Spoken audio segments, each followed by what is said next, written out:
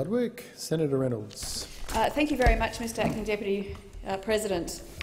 Well, when I first read this MPI today that was talking about broken promises, slogans, dysfunction and division, I actually thought the opposition were putting up an MPI about themselves, and absolutely about themselves. So I'm absolutely delighted to get up and have today talk about the achievements of the first 2 years of the Abbott government. I am a very proud member of this government and the government's team, and despite what those opposite have said, what we are delivering is good government. And a good government is one that delivers in the national interests and actually takes the tough decisions that are needed. And this government has achieved a lot over the first 2 years, and I couldn't possibly lift them all, so I've just gone through, and it didn't take me any time at all to find the first top 50 achievements and decisions that this government has actually made. We haven't just talked about it. We haven't had endless inquiries. We haven't deferred things off past the forward estimates. We haven't prepared complex programs on the back of a coaster. We have done things properly, and we have done a lot in this, country.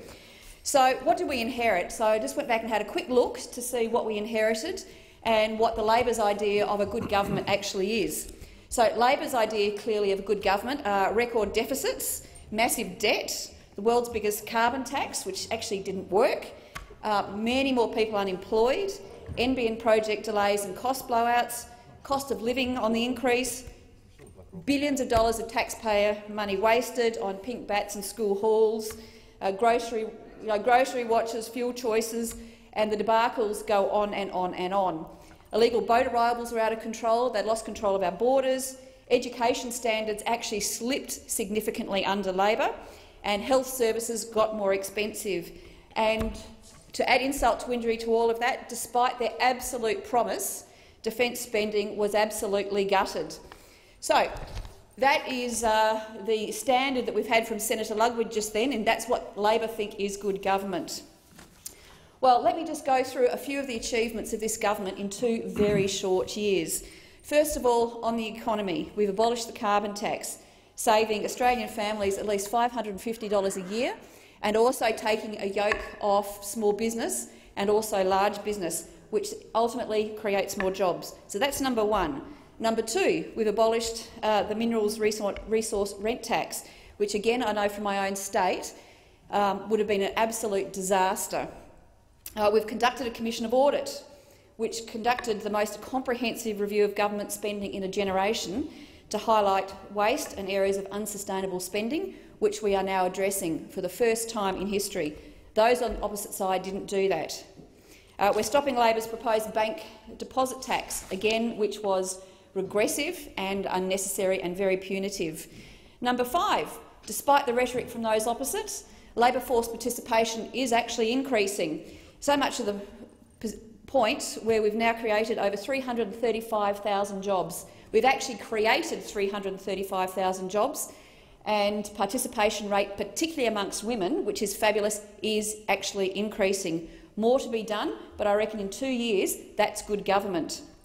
So that's a few things on the economy. So what have we done for Australian business and trade in 2 short years? Unlike those opposite who didn't conclude any of these 3 free trade agreements, in the first 12 months, just over 12 months, we finalised 3 free trade agreements with our major trading partners covering over 50% of our exports, Korea, Japan and China. And we're currently in negotiation for India for 4th. That is an enormous achievement. That's what good government looks like, looking towards the economy of the future and where we can create and sustain jobs into the future. We've cut tax for small business. This is number 7, only up to number 7 so far of 50. And this is a government which has been consistently open for business, delivering the biggest tax cut in history for small business. That is what good government looks like.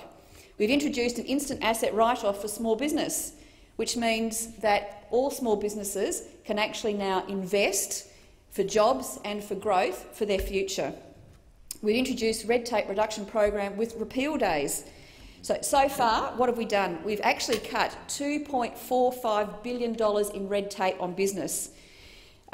This has exceeded the red tape target by nearly $500 million over 2 years. So we've actually exceeded what our already ambitious targets were 2 years ago. And most importantly for jobs in the future is we've granted over $1 trillion worth of major project environmental approvals so that businesses can get on with the job of creating prosperity and future wealth and, critically, jobs. That's only number 10, and that's only in 2 years. So what have we else done in infrastructure? We've invested heavily in infrastructure. We haven't just talked about it, we haven't talked and made promises, new roads and other major infrastructure. We have actually invested. We've handed down a $50 billion infrastructure package, the single largest infrastructure project in Australia's history. That in itself is good government, and that is progress, amazing progress in 2 years. So what else have we done? We've actually taken another really tough decision for a second airport in Sydney at Badgerys Creek, something that the previous government was completely incapable of making this decision. Why? Because it was a bit of a tough decision. So, number 13 of my top 50 achievements of this government. We're building the roads of the future. Border protection, we've stopped the boats. 50,000 people came under this government, the previous government, who lost control of the borders. 1,200 people died under the Labor and Greens policies, which they supported in government. 1,200 people. Not a single person has died as a result now that we've stopped the boats. We've created the Border Force, which is a wonderful improvement now in the protection of our country borders. We're combating homegrown extremism. We're establishing the Victims of Terrorism Compensation Scheme.